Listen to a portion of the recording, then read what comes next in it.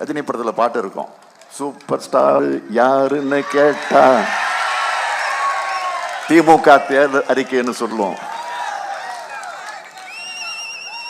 நான் பிரச்சாரத்துக்கு கிளம்புறதுக்கு முன்பே நம்ம சூப்பர் ஸ்டார் நமக்காக பிரச்சாரத்தை ஸ்டார்ட் பண்ணிட்டார். இந்த சூப்பர் ஸ்டார் சொல்றேன்,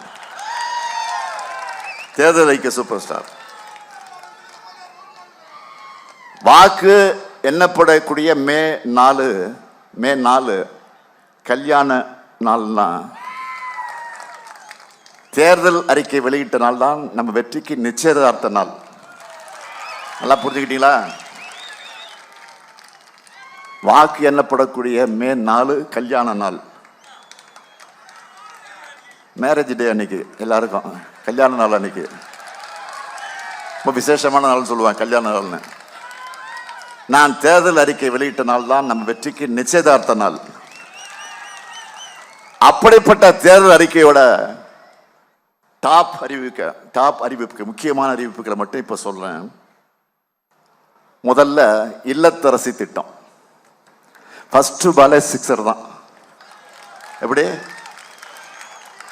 ஃபர்ஸ்ட் பாலே சிக்ஸர் தான். இல்லத்தரசி திட்டத்தில் எவ்வளவு ரூபாய்க்கு கூப்பன் தர போறோம்? எவ்வளவு? 8000 ரூபாய்க்கு கூப்பன். இந்த கூப்பனை வச்சு உங்களுக்கு தேவைப்படக்கூடிய வீட்டு உபயோக பொருட்கள் புதுசா வாங்கிக்கலாம், இல்லைன்னா பழைய பொருளை எக்ஸ்சேஞ்ச் பண்ணி புது பொருளையும் வாங்கிக்கலாம். உங்களுக்கு பிடிச்ச கடையில் உங்களுக்கு பிடிச்ச பிராண்டை வாங்கிக்கலாம். என்னென்ன பொருள்? Washing machine, fridge, TV, grinder, mixie, microwave அவன், மின் அடுப்பு. இன்னொரு சொல்லட்டுமா?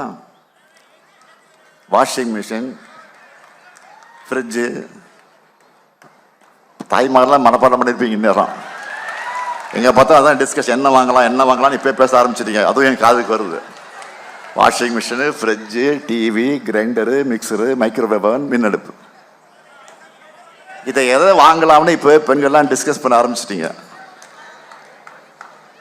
என்னை பொறுத்த வரைக்கும் நம்ம குடும்ப தலைவியோட வீட்டு வேலை சுமையை குறைக்கணும். அதுக்காக தான் இந்த திட்டம். நீங்க ஒரு தாய்மார்கள் இருக்கீங்க, ஒரு புடவை வாங்குறதுக்கு கடைக்கு போறீங்க. கடைக்கு போய் இந்த புடவை வாங்கலாமா வேண்டாமா அப்படி உங்களுக்கு திங்க் பண்ணுவீங்க. நல்ல கலரா, இது நமக்கு மேட்ச் ஆகுமா, சாயம் போகுமா, தண்ணியில் போட்டால் சுருங்குமா, அதை தொட்டு பார்த்து தடவி பார்த்து இதுனா சிலுக்கா, நைலக்ஸா, காட்டனா,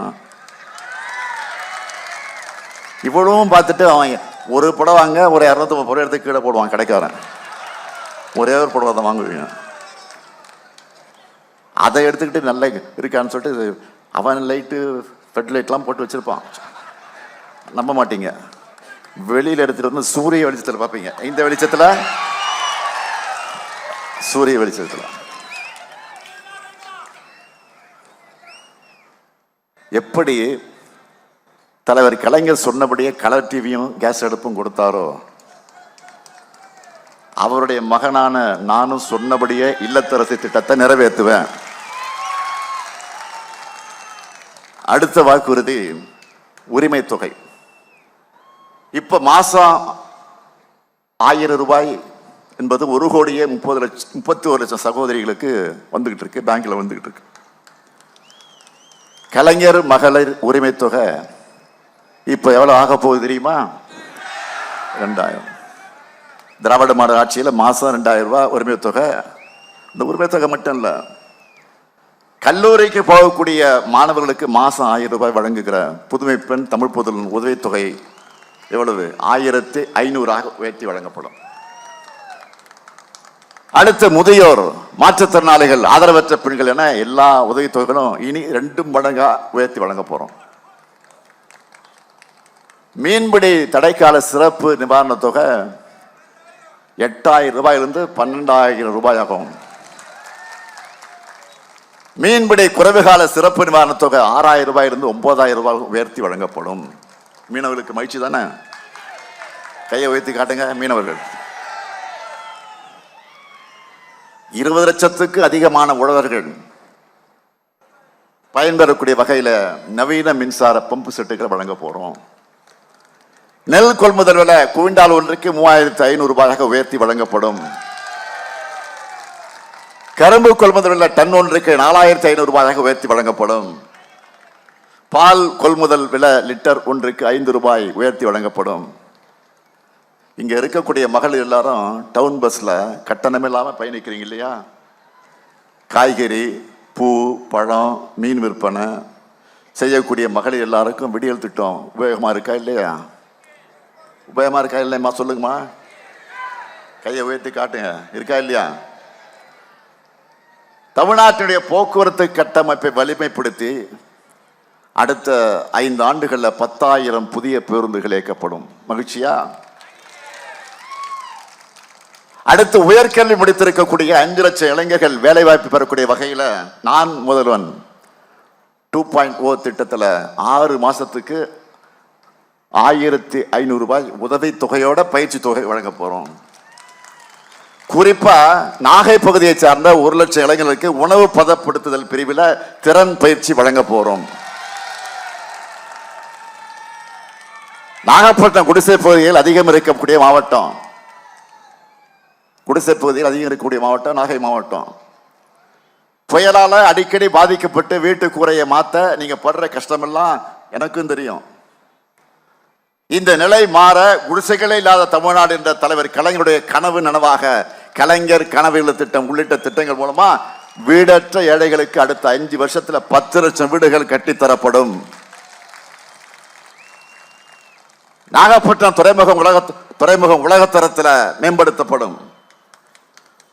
நாகப்பட்டினத்தில் ஆபரண தயாரிப்பு குழுமமும் மயிலாடுதுறையில் அட்டைப்பெட்டி தயாரிப்பு குழுமமும் அமைக்கப்படும்.